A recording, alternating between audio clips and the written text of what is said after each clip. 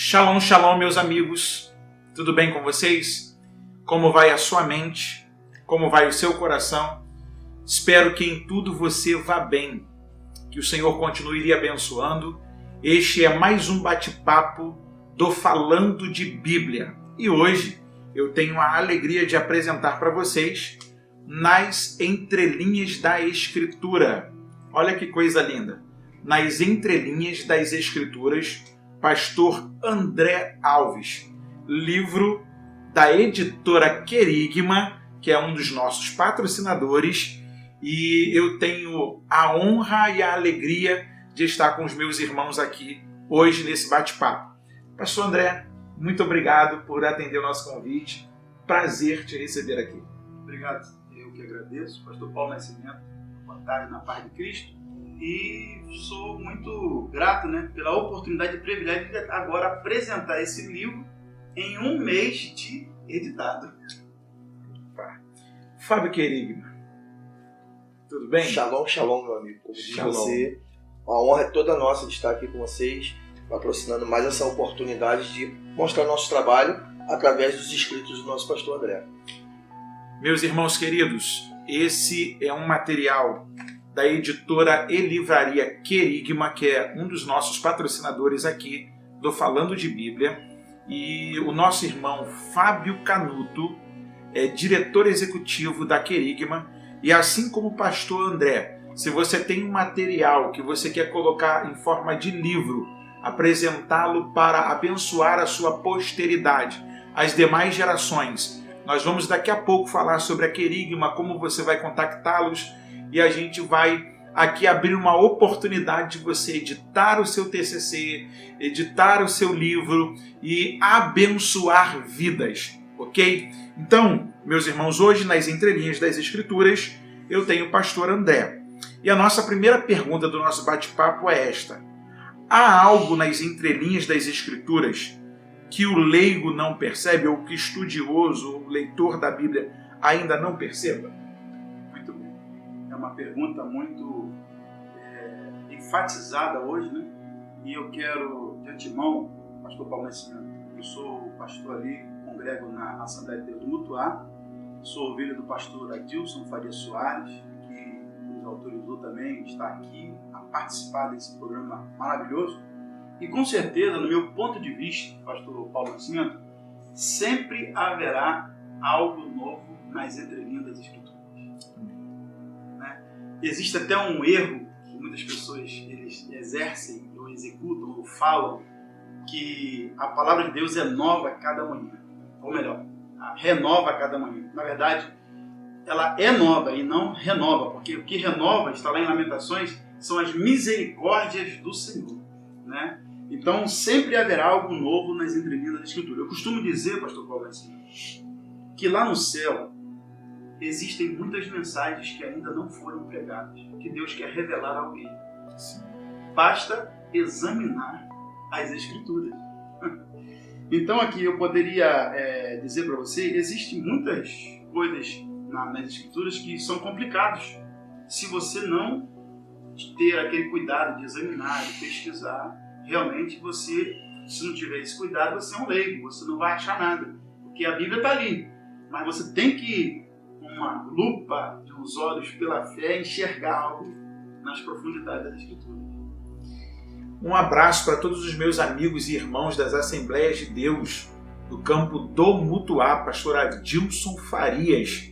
Hoje aqui, pastor André, que é pastor dirigente da Catedral da Assembleia de Deus, na cidade de Itaboraí, em Manilha. Ele é pastor, é educador, é escritor, é esposo também. Um abraço para sua esposa, a irmã Ana Paula. Muito obrigado por ceder esse tempo do seu esposo estar aqui com a gente. Você sabia, pastor André, que o Fábio Canuto é vovô? Eu sou o avô da Manuela. Avô da Manuela. Manu. Rapaz, o menino tem cara de novo, mas é vovô. Então, meus irmãos, hoje nós estamos nas entrelinhas das Escrituras. E algo me chamou a atenção nessa obra, é porque como pregador, como leitor da Bíblia, a gente às vezes se preocupa muito em falar com o próximo, com quem está à nossa frente.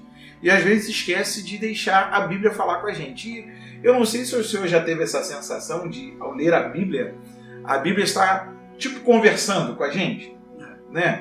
E é uma coisa boa. Como que surge, então, a ideia de compilar essa obra nas entrelinhas das Escrituras?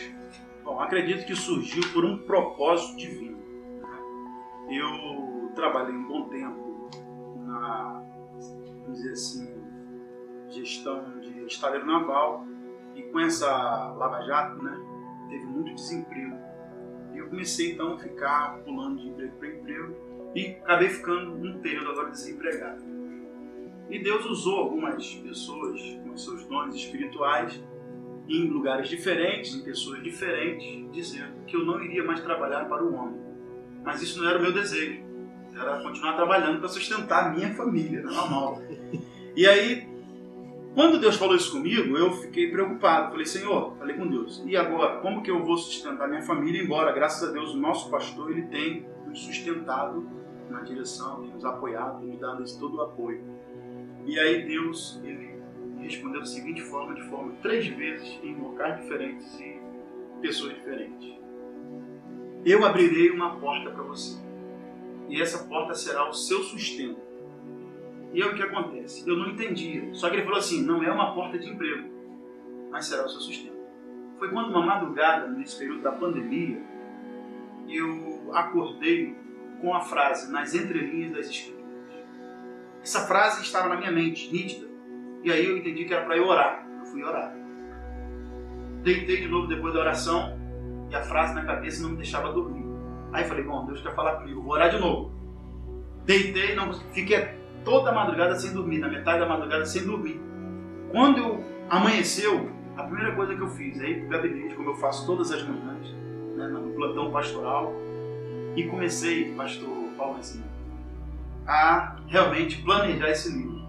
Como seria esse livro, como surgiu, foi assim. Então eu acredito que é um propósito divino, os méritos dele é totalmente divino, ou seja, e o objetivo de escrever essa obra, esse exemplar, é levar o leitor a amar a Bíblia, a pesquisar a Bíblia, a realmente ser impulsionado a mergulhar. Eu inicio, pastor Paulo, dizendo o seguinte, eu ouvi alguém em uma palestra falando assim, existem 2 tipos de mergulhadores, os amadores e os profissionais.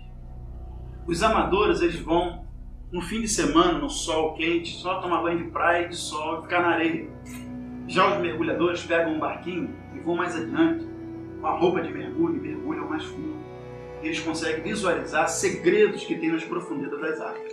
Assim também é isso aqui, ó.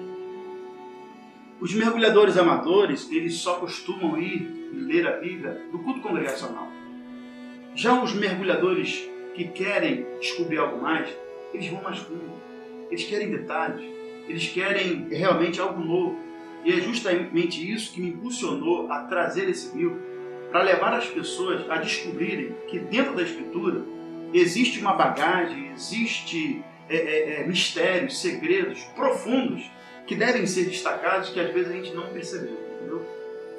E de fato, a gente vive um tempo em que as pessoas, eu sempre falo isso muito com o Fábio, que parece um festival de fast food, onde é muito mais fácil pegar algo que já está pronto e não sentir a necessidade de um preparo e lançar para frente. O senhor pontuou a questão de os mergulhadores profissionais e aqueles que são amadores. Eu costumo dizer que ser amador é correr um perigo bem maior do que se possa imaginar. Porque você faz sem acreditar que aquilo possa estar te produzindo um perigo, e em toda situação há um risco. E, na verdade, eu vejo nas entrelinhas das Escrituras um fôlego para nós que pregamos, para nós que lecionamos na IBD, para muitos irmãos que estarão aí nos assistindo e que trabalham com a IBD, você que é professor, tem aquele aluno abençoado, você que dá aula no seminário, tem aquele aluno, sabe, já chega com carinha de anjo. Peralta. Irmão, você precisa ter na sua biblioteca, nas entrelinhas das Escrituras. Sabe por quê? Tem coisas que aqui nesse livro vai te dar um apoio, vai te fazer enxergar alguma coisa no texto que você vai não ser um mergulhador amador, mas um mergulhador profissional, aonde você com carinho e dedicação vai mostrar que nem sempre um pensamento ou uma ideia que a pessoa pensa ter, porque tem muito pregador que primeiro tem a ideia, depois ele vai procurar se a ideia bate com a Bíblia. Sim. Né? E ele vai falando umas coisas malucas, soltas lá, e eu acredito que o pastor, como está de frente para a igreja, entende o que eu vou falar. Porque o Senhor está semeando todo dia. Todo dia. Naquele rebanho. E tem que ter uma semente nova. Sim, o Senhor é responsável por nutrir, por alimentar aquele rebanho. Eu, como convidado, posso estragar a sua semeadura. E para consertar é pior ainda. É pior. Dá mais trabalho. Bastante. Como é que surge a ideia do Senhor levar lá para Querigma aquilo que Deus lhe confiou? Como é que foi essa aproximação aí do Fábio aí? O Fabinho é um amigo de longas datas, né? Nós nos conhecemos bem jovens. E aí eu descobri que ele estava abrindo essa empresa de livraria e editora. E aí Fabinho, sabendo que eu já tinha escrito um livro, né?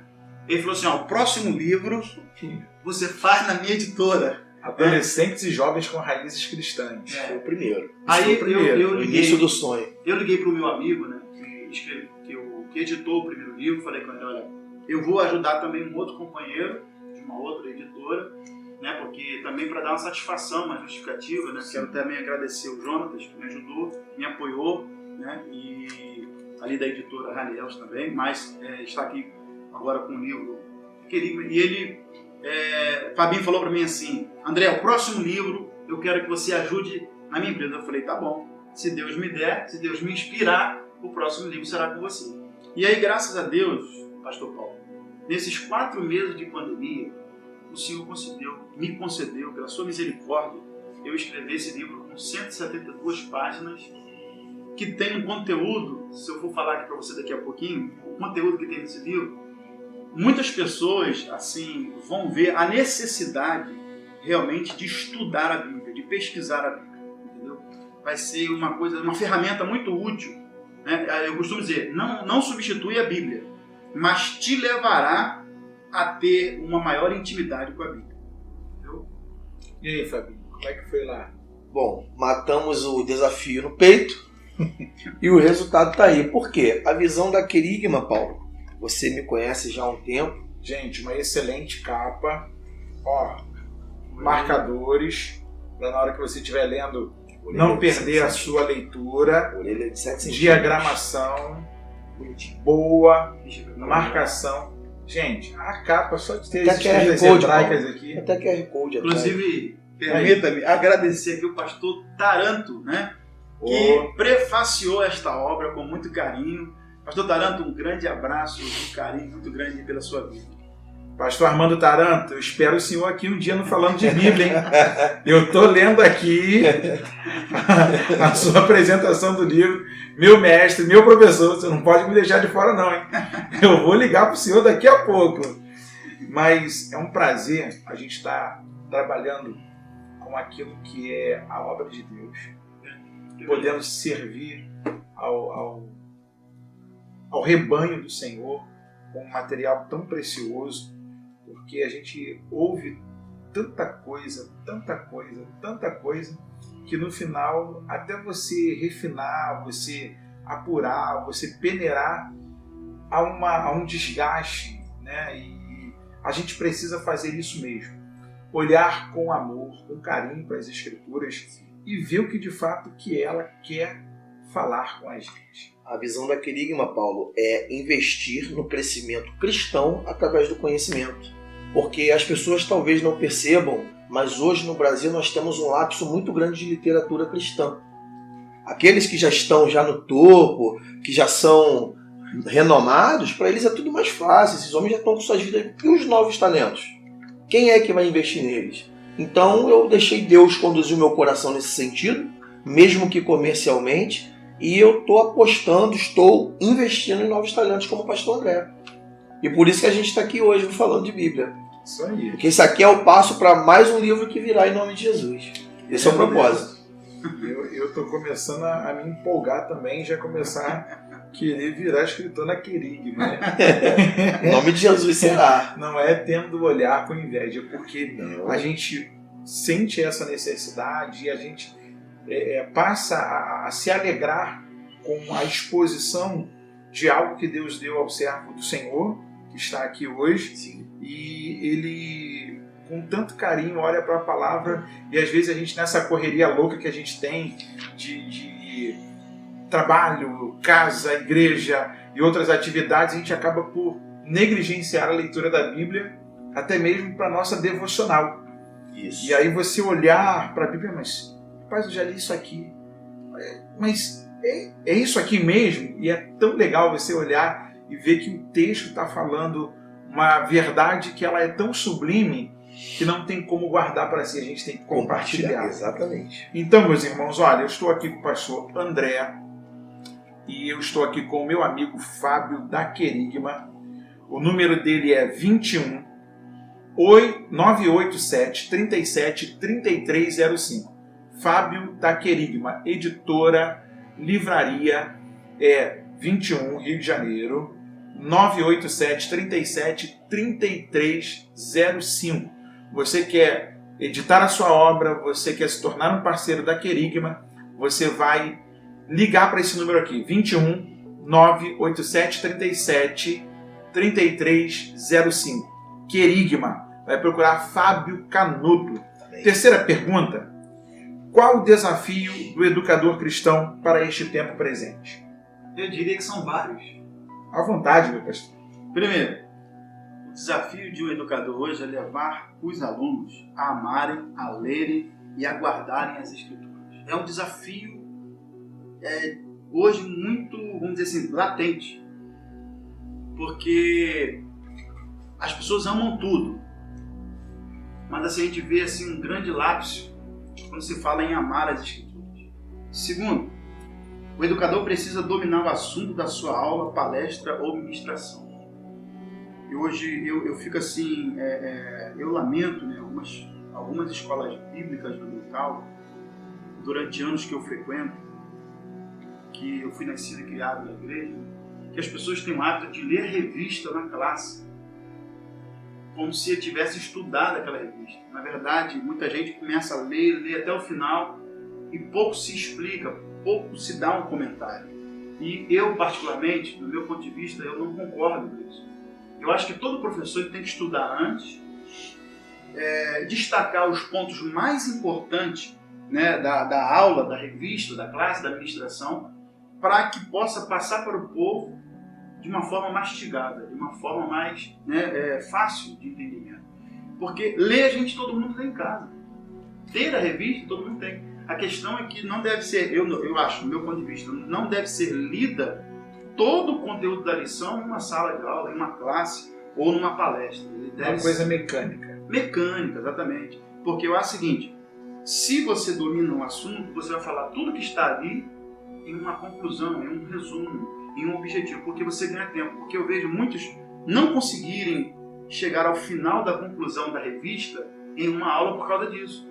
Porque eles querem ler até o final e quando chega daqui a pouquinho acabou 45 minutos, que é a aula, né? 45, 50 minutos, acabou às vezes no tópico 2, no tópico 1, porque surgem umas perguntas e aí atrapalha aquele momento de prosseguir, né? E aí a pessoa fica sem ter realmente aquele conteúdo, aquela bagagem que deveria ter tido. Então, esse é um grande desafio. O outro desafio, devemos amar o que temos em nossas mãos. São pérolas, é um tesouro divino. A Bíblia, para quem tem, parece não ser muito valiosa, porque está acostumado. Tem 10, 20 Bíblias, ou pode comprar ali toda hora, pode trocar a hora que quiser, tem versões diferentes. Mas se você chegar num país, pastor Paulo, que não tem Bíblia, um versículo é uma pérola, é uma pepita de ouro. Então, eu acredito que o grande desafio de um educador é realmente que as pessoas deem valor que está na sua mão, que é a Bíblia Sagrada. E muita gente não está dando valor. Né? As escolas bíblicas, os cultos de ensino eram para estar lotados e cheios, entupidos de pessoas que querem aprender mais. Então nós encontramos hoje o contrário. Muitas instituições, ou igrejas, ou denominações, que no momento da palavra, no momento da escola dominical, parece ser um culto assim, menos valorizado. E as pessoas apresentam N motivos para não estarem ali. Porque o professor não sabe ensinar, por causa disso, por causa daquilo. Mas se nós como alunos, porque eu já fui aluno de muitos anos, eu fui aluno de escola dominical desde pequeno, fui aluno de seminário, fui aluno de cultos de estudos, então de palestras. Quando você é aluno e você percebe que o professor não está no seu nível, você vai ajudar o seu professor e não criticar contra o seu professor. Então, o grande desafio de um educador, se é que responder essa pergunta, são vários. Tá bom? E é verdade, porque hoje você tem uma galera que não entendeu ainda que não conhecer o seu manual, a sua confissão de fé de verdade, não saber da sua história, o levará ao fracasso em algum momento em que as pessoas que estão à sua volta serão dominadoras na sua fé e farão com que a sua boca se cale, fazendo com que não acreditem aqueles que estão à sua volta naquilo que ele está falando. Porque uma das piores coisas que eu vejo hoje o senhor tocou no assunto do trato na escola bíblica dominical. Algumas igrejas cortaram a escola bíblica. Sim. Muitas cortaram. Não foi por causa da pandemia. Foi muito antes da pandemia. Estavam com vontade de fazer isso. Outras já cortaram por conta da pandemia. Por conta da aglomeração. E na verdade, na escola bíblica dominical, é o nome, escola. É ali que se tira a dúvida. É ali que a gente argumenta. É ali que a gente vai falar de doutrinas da nossa denominação. A gente vai falar da nossa história. Quantas pessoas estão dentro de uma instituição e não conhecem a história da sua denominação? Verdade. Não conhecem a história da sua fundação? Não conhecem os dogmas da sua fé? Não conhecem as doutrinas bíblicas que a sua denominação crê? Por exemplo, nós somos assembleianos. Demoramos mais de 100 anos para ter uma confissão de fé pentecostal. Sim. Agora temos. Sim. A dificuldade da galera ler. Muito tempo. Não é verdade? Para que isso se concretizasse. Então, assim, hoje, como educador, como pastor, como aquele que fala para o público, a minha preocupação é justamente essa. Como é que o público me ouve? Qual é a necessidade do meu público? Porque, às vezes, a gente fica tão academicista, né? A gente usa tantas palavras técnicas. Outro dia uma irmã chegou para mim no final do culto, aí falou assim: o professor falou isso assim, assim, assim, eu procurei lá no dicionário, também não tem aquela palavra não. Eu falei: não, minha irmã, é que eu me empolguei na hora, mas a palavra quer dizer isso. Poxa, pastor, por que você não simplificou? Eu não sei ler. Então essa proposta de quem fala, de quem ensina, ela tem que alcançar tanto quem tem uma estrutura de nível intelectual e aquele que não tem. Eu não sei lá na igreja do Senhor, mas a gente tem percebido que o público está mais exigente. Tá, sim. Não é verdade? Vai ser Eu até sou grato a Deus, né, na minha congregação do Rio, na verdade, congregação do Mutuá. Tem bons obreiros, homens de palavra, homens que gostam de Bíblia, homens que estudam a palavra. Então eu sou muito grato a todos os obreiros ali da nossa congregação. Também no campo do Mutuá, né, é um celeiro, podemos dizer assim. Nosso pastor Adilson é um mestre, mentor, um homem que já deu muitas aulas aí nos seminários teológicos, palestras, ministra.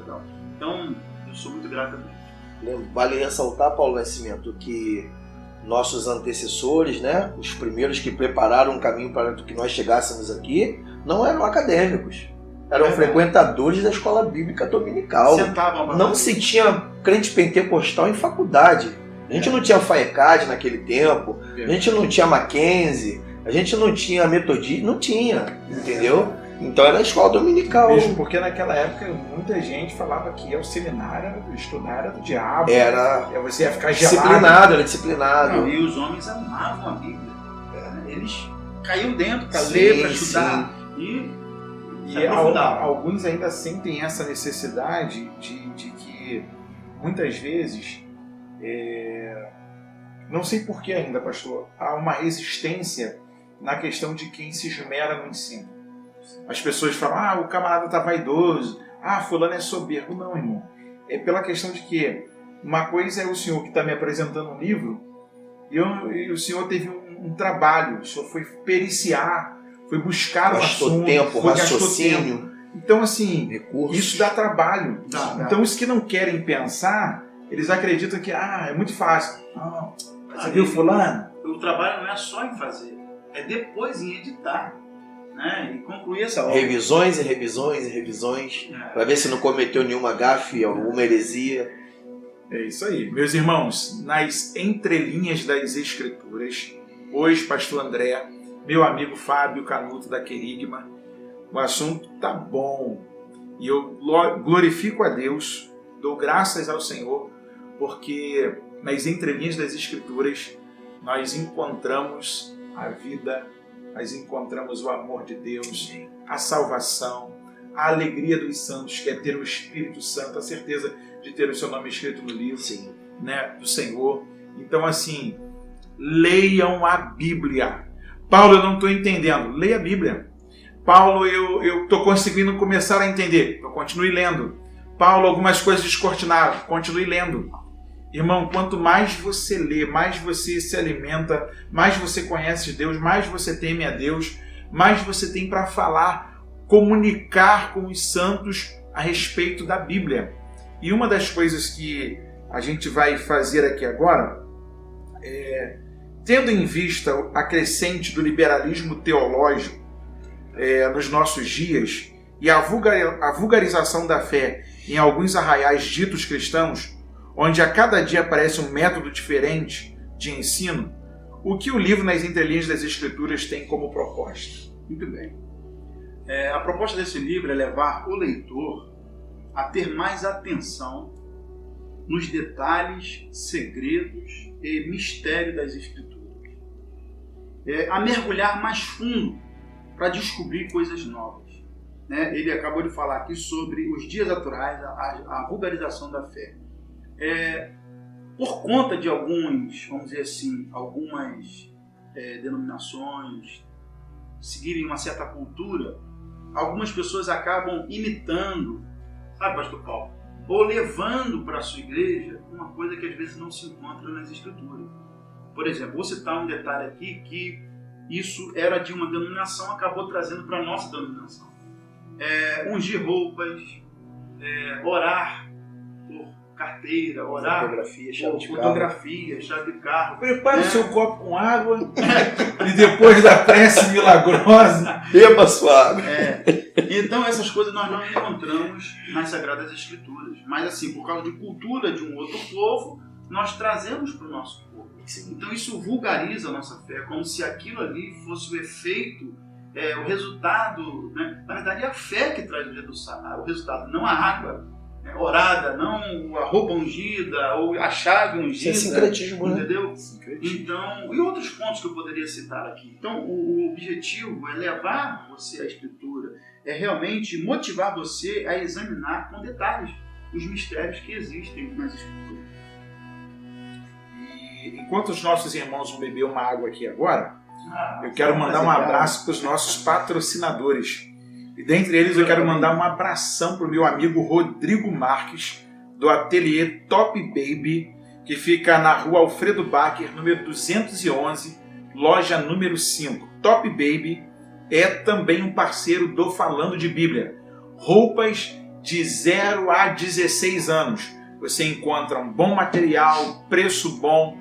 Fala que viu aqui a propaganda no Falando de Bíblia e você vai ganhar desconto lá também. Meu amigo Rodrigo Marques, beijão no coração. Açaíteria Apetitoso, Rua Vicente Lima Cleto, número 461, em Nova Cidade. Meu amigo, meu irmão Leandro, que tem sido um parceiro. Eu quero glorificar a Deus pela sua vida e também que o Senhor continue prosperando os seus negócios. Açaíteria Apetitoso, em Nova Cidade. Você que é de Trindade, Caçador, Mutuapira, você que mora ali por aquelas imediações, Trindade, saindo do culto da escola bíblica nesse calorzão, você vai ter um sorvete, um açaí apetitoso, é o nome da loja. Açaíteria, Rua Vicente Lima Cleto, número 461, em Nova Cidade. Também quero mandar um abraço para o meu amigo Antônio Carlos, da RBV Retífica. Ele fica situado na rua Joaquim de Oliveira, número 401, na Boa Vista. O número de contato dele é 21 964 94 2860. Falar com o Tony, RBV Retífica. Seu carro deu problema, você não vai procurar esses camaradas aí que faz um serviço, você tem que ficar voltando toda hora lá não. Você vai procurar RBV Retífica. Joaquim de Oliveira, 401, é o endereço da bênção, lá na Boa Vista, São Gonçalo. Eu também quero falar aqui do Estúdio D, onde eu estou aqui gravando o Falando de Bíblia, na Coronel Cerrado, número 270, aqui no Estúdio D. O número é 21 96407 0186. Você vai falar com o Daniel. Você quer fazer o seu curso de teologia na plataforma digital? Você quer fazer um pacote de filmagem com a sua igreja? Você quer gravar um videoclipe com alguém que canta aí na sua igreja? Ou você quer trazer o seu material de campanha que está nesse momento aí de campanha política? Estúdio D tem um bom material para te receber, tem toda a plataforma aqui já preparada para fazer o seu vídeo, para fazer o seu áudio, e vai ser benção. O endereço é Rua Coronel Cerrado, número 270. Também estou aqui com ele, meu amigo Fábio Canuto, da Querigma. Amém. E o número é 21, Rio de Janeiro, 987 37 3305. E afinal de contas, nós estamos aqui falando nas entrelinhas das Escrituras. Hoje eu estou recebendo o pastor André, com muito carinho, com muita alegria, falando sobre este material. E nós vamos para a nossa quinta pergunta, que eu acho até uma pergunta assim, infantil da minha parte, mas eu acho que é bem necessária. Porque as pessoas leem alguma coisa num texto, aí de repente lê algo parecido lá no outro texto, e elas acabam querendo fazer essa pergunta, algumas vezes tem vergonha ou não. Eu sou mais sem vergonha, eu faço a pergunta. Como aluno, eu faço a pergunta mesmo. Há contradições no texto bíblico, meu pastor? No texto, não. A Bíblia, ela é inerrante. O que contradiz os textos? Pode haver contradições nas teses, nas opiniões e nas ideologias humanas. Mas no texto sagrado não existe contradições. Por exemplo, nós citamos aqui um texto, aqui não, né? Nós temos um texto na Bíblia que fala sobre um cego e dois cegos. Está registrado em Mateus, capítulo 20, Marcos, capítulo 10 e Lucas, capítulo 18. Os versículos estão lá, os irmãos, não quero detalhar os versículos, mas, por exemplo, um olhou Jesus curando dois cegos, que foi Mateus. O Marcos e Lucas, eles escreveram Jesus curando um cego. Só que para você examinar isso, você, para pregar sobre o texto, você tem que olhar o contexto, não é verdade? E o contexto, às vezes, é o capítulo anterior e posterior. Então, Mateus, ele diz que Jesus estava saindo de Jericó, enquanto Marcos e Lucas estavam dizendo que Jesus estava indo para Jericó. E Lucas é mais preciso, falando que ele estava perto de Jericó. E aí, o que os escritores, os teólogos falam a respeito desse conteúdo, que é de difícil interpretação? Uns dizem que Jericó tinha duas saídas, ou duas entradas. De um lado, era o lado do Jordão, do outro lado, quem vai para Jerusalém. Então, Jesus está saindo, o outro Jesus está entrando. Então, o que deduz-se aqui nesse momento do texto, um contexto? Que Marcos, ao escrever, ele vê Jesus saindo e curando dois cegos. Enquanto Mateus, ele vê Jesus curando dois cegos. Enquanto Marcos e Lucas, ele vê Jesus curando um cego. Então, o que os, vamos dizer assim, os críticos teólogos, eles acabam encontrando nas Escrituras? Que Jesus curou dois cegos mesmo, e Jesus curou um cego no outro lado. Então, essa é a explicação que a gente dá a esse texto. Tem um outro texto também interessante, que é João capítulo 5, quando você fala do anjo movimentando as águas. O tanque de Betesda. O tanque de Betesda. E o nosso doutor Rodrigo, né, que é um arqueólogo muito interessante, é bom que os irmãos ouçam e aprendam muita coisa de arqueologia com ele.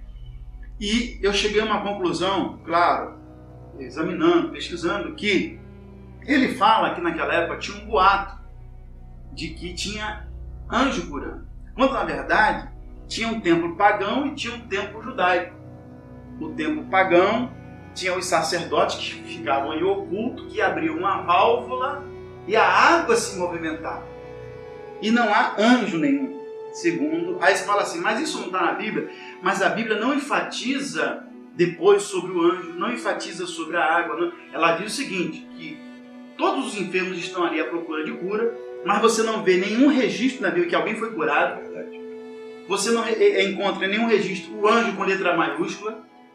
Então você entende ali que o escritor ele registrou o boato que estava acontecendo, mas a parte primordial é a cura que Jesus fez perto do tanque pagão.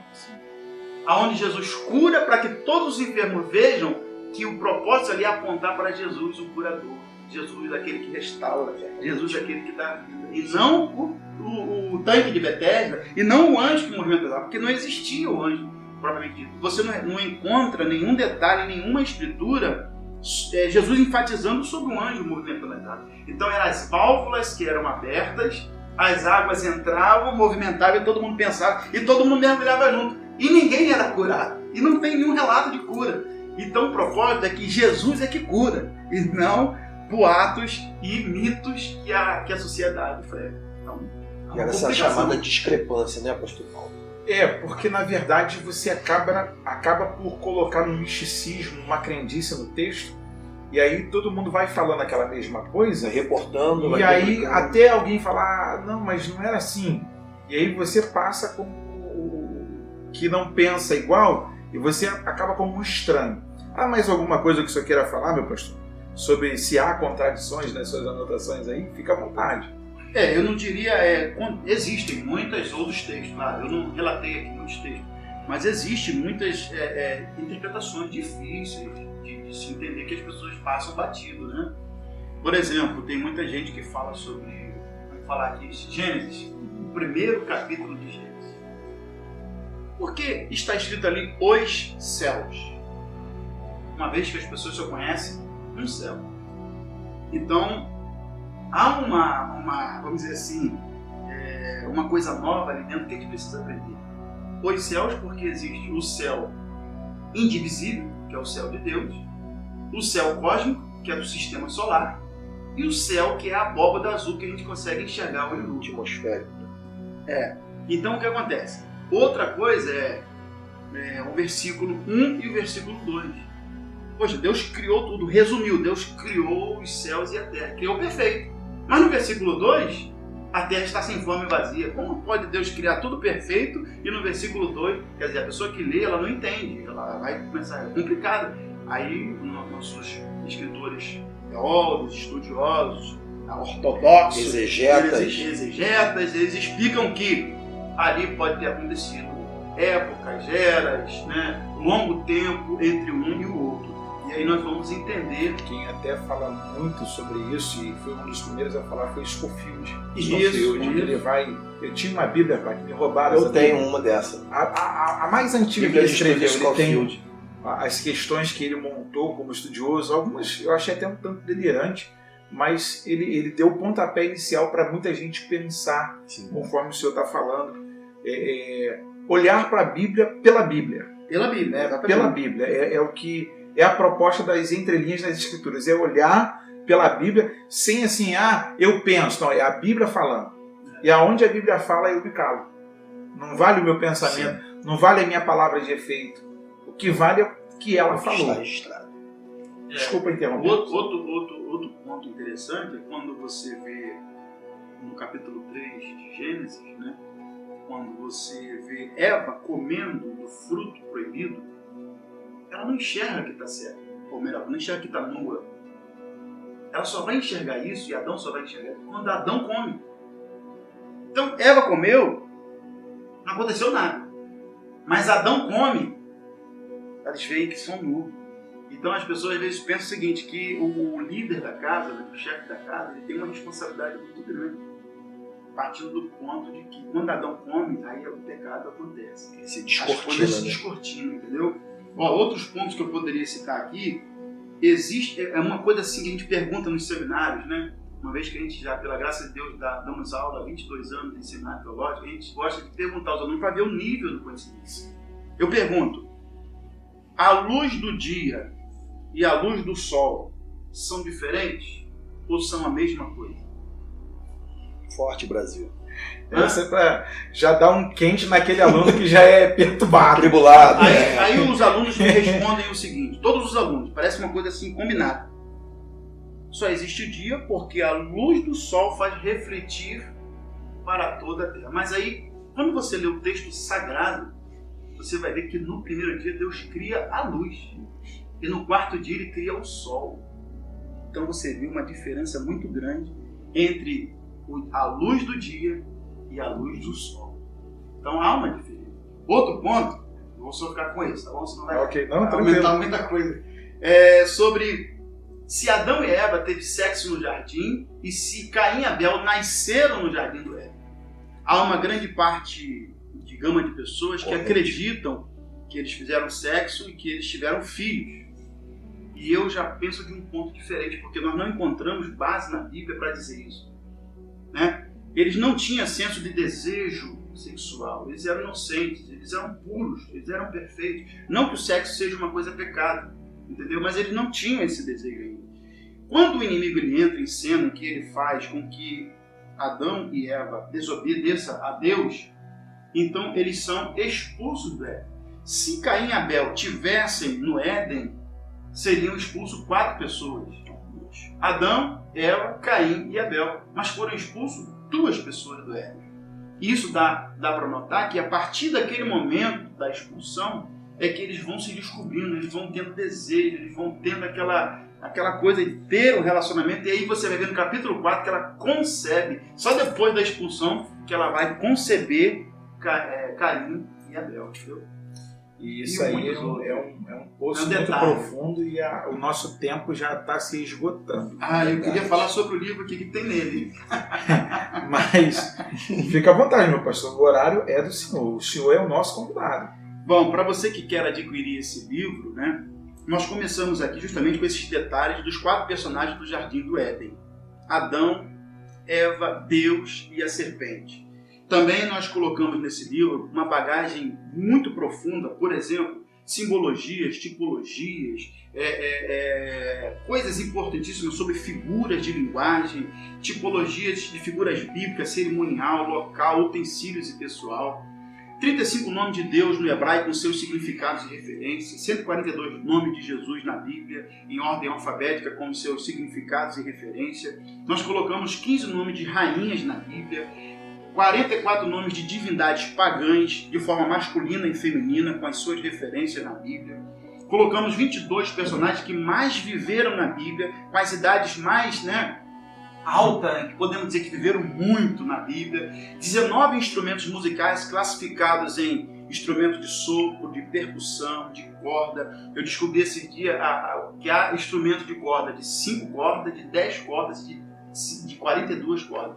E todos os instrumentos são diferentes um do outro. Nós temos também 23 nomes de pedras preciosas, 23 nomes de cores e suas identificação e seu significado, 21 personagens da Bíblia que tiveram os seus nomes trocados, porque você na leitura panorâmica você não consegue entender, mas nas entrelinhas você vê que eles foram trocados, né? 14 mães preeminentes, 15 características comparadas entre a chave e a oração, 14 relevância entre os profetas Elias e João Batista. Muita coisa. 44 panorama de todos os reis da Bíblia, os reinos unidos, divididos. 12 características dos discípulos, sua identificação, seu sobrenome, seu ofício, sua terra natal e sua morte. Você vai encontrar nesse livro. Você vai encontrar também 45 itens divididos nos 4 períodos da viagem do apóstolo Paulo. Você vai encontrar sobre o nascimento e todo o percurso da vida de Paulo até a sua morte. Detalhado para você. 10 registros de ressurreição na Bíblia, 21 registros de povos e suas origens, um paralelo dos meses judaicos e os meses do Brasil, 21 locais de jornada de Israel desde a terra de Gósen até Jericó, Nós temos 109 orações dos personagens da Bíblia, 36 personagens que tiveram sono na Bíblia. Se você quer encontrar alguém que dormiu nesse livro, você vai encontrar 36 personagens que dormiram na Bíblia. Também 50 personagens que choraram na Bíblia. Se você acha que alguém chorou na Bíblia, você vai encontrar 50 personagens. 42 aparições de anjos na Bíblia, 79 profissões de personagens da Bíblia, 37 doutrinas mais relevantes da Bíblia, 31 características de referência da chamada de Deus, 44 destaques notáveis da fé. Por exemplo, esses destaques notáveis da fé são interessantes, né? Você descobre algumas coisas que você vai aprender que a fé é uma arma mesmo. Então, existe fé para tudo, né? Dentro das Escrituras, né? É como se fosse uma chave certa para o miolo de uma porta certa. Então, quando a gente fala assim, a fé é a chave que abre portas, eu descobri, através desses 31 características, 40 destaques notáveis da fé, que realmente a fé ela tem que ser a chave certa para a porta certa. Eu descobri também, quer dizer, aprendendo, porque a gente não descobre sozinho, né? A gente aprende com outros pesquisando, né? 73 parábolas do Antigo Testamento, 108 parábolas do Novo Testamento. Coloquei uma relação de 36 desertos da Bíblia, 21 montes, 7 planícies e 43 vales da Bíblia. Coloquei aqui toda a fauna da Bíblia. Se você quer saber sobre répteis, insetos, peixes, animais selvagens e animais domésticos da Bíblia, coloquei relacionado, mastigado, para que você tenha esse conteúdo na sua vida, para a sua classe da escola dominical. Coloquei também toda a flora da Bíblia, arbustos, árvores, cereais, flores, frutos na Bíblia, diversas raízes, sumos e vegetais. Nesse livro também eu tenho 104 substantivos coletivos. Já ouviu falar, pastor Paulo, nesse livro sobre coletivo? Na língua portuguesa a gente usa muito isso, né? Coletivo de abelha, de peixe e tal. A Bíblia, nesse livro, nós tiramos da Bíblia para trazer um conteúdo 104 substantivos coletivos da Bíblia. E no final do livro nós apresentamos 28 itens das igrejas da Ásia. O resumo da igreja, o período da igreja, as promessas da igreja e a exortação da igreja. 18 itens paralelos entre a primeira vinda e a segunda vinda do Senhor Jesus Cristo. Os 7 selos, as 7 trombetas e as 7 taças do Apocalipse. 15 referências que provam a Trindade na Bíblia. Nós às vezes temos 5 referências que a gente conseguimos comparar e provar, pois eu apresento para você 15 provas da Trindade na Bíblia, nesse livro. 27 atributos de Deus, 12 aparições de Jesus Cristo após a ressurreição, 7 milagres e as 7 palavras na morte de Jesus Cristo na cruz, os últimos dias e horas de Jesus na cruz, a classificação da Bíblia no cânon hebraico e no cânon católico, e 30 lições notáveis sobre a águia para você que quer crescer no conhecimento e se aprofundar nas Escrituras. Se eu fosse você, eu não perderia a oportunidade de ligar para o pastor André, ligar para a Querigma, que é a livraria que está, a editora que está anunciando e trazendo esta obra para você. Como pregador, essa é uma ferramenta que você precisa. Você que é estudioso da Bíblia, você que ama conhecer a Bíblia, você precisa ter esta obra nas suas mãos. Mas, pastor Paulo, é necessário? Sim, meu irmão, é necessário.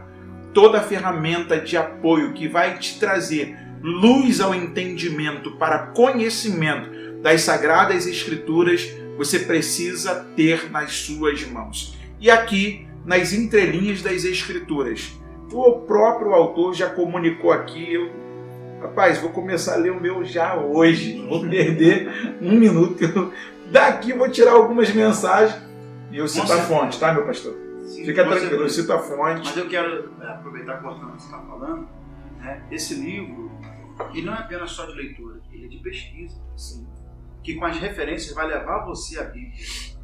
Você na Bíblia vai ser realmente recheado, porque às vezes eu, por exemplo, pensava, pastor Paulo, que na Bíblia tinha muito peixe. E na verdade você não encontra muito peixe. Mas você encontra muito réptil, inseto e muitos animais domésticos e selvagens. É totalmente diferente, né? Você sabe que encontrar uma relação de peixes imensos. Eu quero ressaltar uma coisa. O livro é tão bom que a CPAD já cadastrou e vai começar a comercializá-lo também. Um abraço para a Casa Publicadora Charles Belmonte de Niterói. Charles é um grande amigo que nos abriga lá na na CPAD, todas as vezes que vamos. É uma simpatia de pessoa. Um grande abraço para o Charles Belmonte. Charles Belmonte, que hoje está em Niterói. Meus irmãos, vou fazer a última pergunta para a gente fechar o nosso bloco do bate-papo, que nós já estamos estourando no nosso horário. Aos que desejam se envolver com a pregação e o santo ministério, qual é o conselho que o nosso pastor nos deixa? Muito bem. Quando eu comecei a aprender no seminário em 1997, eu aprendi com alguns mestres, como o pastor Francisco Carlos, o pastor Edmar Santos, que está em Belém hoje, e eu aprendi o seguinte: antes de você começar a estudar, devemos aprender a ler, examinar e pesquisar as Escrituras. Devemos estudar a Bíblia em um local iluminado, arejado e silencioso. Devemos trazer todo o material para perto de nós, necessário para que você tenha tudo perto de você e não atrapalhe o seu raciocínio, como, por exemplo, lapiseira, caneta, bloco de papel, dicionário, atlas, enciclopédias, borracha, marcador de texto, régua, impressora, computador, tudo que for necessário perto de você para que você não se desloque nem corte o raciocínio para estudar as Escrituras. Leia o texto e o contexto, depois leia pelo menos 6 vezes o mesmo texto. O que, pastor? 6 vezes? Sim, 6 vezes. Vou te explicar como. Primeira vez que você for ler, leia reflexivamente, de forma panorâmica, todo o texto e o contexto. O que é o contexto, pastor? Se o seu texto é um versículo, o contexto é os versículos anteriores e posteriores. Se o seu texto é um capítulo, o contexto é os capítulos anteriores e os capítulos anteriores e os posteriores. Se você não fizer esse panorama, você pode estar pregando uma heresia, porque o contexto lhe dará muitas das vezes o conteúdo que você quer pregar. Em segundo lugar, faça pergunta ao texto, como por exemplo, que tipo de pergunta você deve fazer ao texto que você está estudando? Quem está falando? A quem realmente está sendo dirigido? Como foi falado? Onde? Por quê? E para que foi falado? Para que propósito ou finalidade aquele texto foi dirigido? Em terceiro lugar, destaque os personagens, os verbos, os adjetivos, a pontuação, os acentos. É importante. Esses dias eu estava pesquisando na internet, que há muito tempo atrás, sobre um jornalista, até falei isso na igreja, que ele interpretou a Bíblia da seguinte forma, lá em Oséias, quando o homem ele lê a Bíblia e fala assim, olha, vai, pega uma mulher e adultera com ela. E o jornalista perguntou, o senhor não acha que o senhor realmente interpretou errado? Ele falou, não, está aqui escrito. Aí quando foi ver, está no YouTube, quem quiser assistir pode assistir, né? Ele disse que Deus estava mandando ele pegar uma mulher e adulterar. Com a esposa de um membro da igreja dele, na verdade. Quando, na verdade, não era nada disso, ele estava interpretando errado. Por quê? Porque não tinha conhecimento de pontuação, de realmente ortografia, do que é realmente o conteúdo que está sendo dito, por causa que não entendeu aquele texto, né? Outra coisa aqui importante, pastor Paulo Nascimento, compare o texto com outras versões e referências de forma cuidadosa. Eu estava lendo um conteúdo que nas nossas versões de Bíblias, já impressas no Brasil, existem 8.000 palavras que foram retiradas da Bíblia e que estão muitas vezes tirando a divindade de Deus, a divindade do Senhor Jesus Cristo, tirando nomes que não deveriam ser tirados, adjetivos, verbos que não deveriam ser tirados, e estão sendo impressas hoje, e muitas pessoas estão com essas Bíblias na mão. Sim. E nós estamos muito preocupados porque quando você tira a divindade do Senhor Jesus, é uma heresia. Sim. Entendeu? Então, existem muitas Bíblias hoje que estão hoje fornecendo um conteúdo já herético. Isso, sociedades bíblicas, né? Em sexto lugar, tente fazer um esboço do texto lido, pesquisando e depois de entendido. Agora, por que muitos não conseguem enxergar os mistérios nas entrelinhas nas Escrituras, pastor Paulo? Quer saber? Sim. Primeiro, por falta de interesse e impaciência nas Escrituras. As pessoas querem, no estalar de dedo, que Deus a mostre, ou é como se fosse assim, que Deus pegue uma fruta e dê na mão dele, em vez dele subir no pé e tirar, colher aquela fruta. Segundo, por não conhecerem ortografia gramatical. Lamentavelmente, alguns irmãos não têm condição de estudar, né? E às vezes interpretam um texto por uma questão né, de uma interpretação de um conteúdo, mas por falta de conhecerem a ortografia. Terceiro, por lerem a Bíblia com pressa. A Bíblia, ela não deve ser lida com pressa. Ela tem que ser lida cuidadosamente. Cada palavra, cada detalhe é importante. Se você fazer uma leitura pequena, rápida do texto, como por exemplo, o Senhor é meu pastor, e muitas pessoas colocam e, nada me faltará. Na Bíblia não tem o e. O Senhor é meu pastor, nada me faltará. Significa, de nada tenho falta. Então, nós podemos ver que algumas pessoas, por não saberem ler, vagarosamente, elas interpretam de forma errada. Assim. Quarto, melhor dizendo, por falta de comprometimento com a palavra e consagração com Deus. As pessoas querem ler a Bíblia sem camisa, com a Bíblia no chão, não tem aquela reverência, não tem aquele certo cuidado, não tem um certo amor. Quando um hebreu ou um judeu ele vai pegar na Torá, ele lava a mão. Se ele vai pegar numa caneta, aquela caneta é exclusiva para fazer o conteúdo. Né? Ele lava uma, duas vezes as mãos, ele tem um certo cuidado, uma certa reverência. Eu fico observando algumas pessoas que botam a Bíblia em qualquer lugar, no carro, em qualquer lugar em casa. Isso aqui é algo precioso na nossa mão. Então nós temos que ter uma grande relevância na palavra de Deus.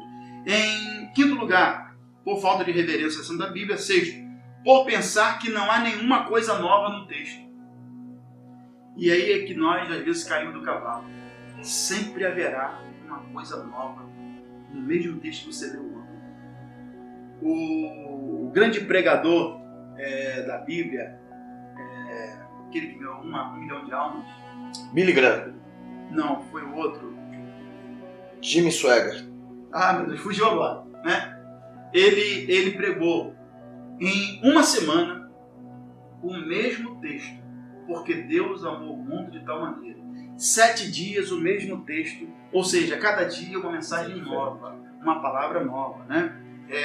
Em sétimo lugar, muitos não conseguem enxergar os mistérios por dizer que não encontra tempo para ler a Bíblia. Eu li aproximadamente 200 livros dentro de ônibus. Quando eu trabalhava na Barra da Tijuca, não tinha escritório, não tinha local, mas eu comprava os livros e eu lia, às vezes atravessava a ponte 4h30, 5 horas da manhã, lendo livros e voltando, porque tem muito engarrafamento no Rio de Janeiro, então a gente aproveitava o tempo que a gente tinha. Tem muita gente que fala que não tem tempo para ler a Bíblia Sagrada. E por último, para fechar aqui, permita-me, né, por dizer que todas as vezes tem sono quando vai ler a Bíblia. Isso é uma desculpa. Se nós realmente amássemos o que fazemos, se nós realmente nos voltássemos de coração para aquilo, porque o nosso coração, o nosso tesouro está onde o nosso coração está onde está o nosso tesouro. Então o tesouro é a Bíblia para a gente. Se nós realmente temos ela como tesouro, nunca vai dar sono. Às vezes existem pessoas que podem até discordar do meu ponto de opinião. Eu dormi no culto porque a palavra estava muito xoxa e tal. Na verdade, a pessoa não está intencionada a querer ouvir. A pessoa está com o corpo já cansado, mas ela também não está com interesse de ouvir. E quando nós nos prendemos para descobrir o que Deus está falando nas entrelinhas das palavras de alguém, o que Deus está falando no louvor de uma criança, o que Deus está falando no pregador, você vai descobrir que Deus está falando coisas tremendas, que às vezes a gente está dormindo. Então cada culto é uma palavra nova.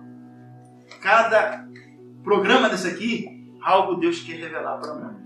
Tá bom, meu querido? Que Deus abençoe. Muito obrigado aí.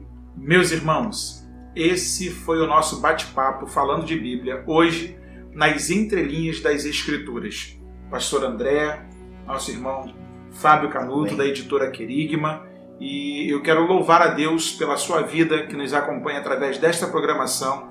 Lembrar a você, se inscreva no canal, compartilha com alguém, aperta o sininho lá para todas as vezes que surgirem os vídeos novos, você ter acesso ao nosso bate-papo, aos nossos vídeos.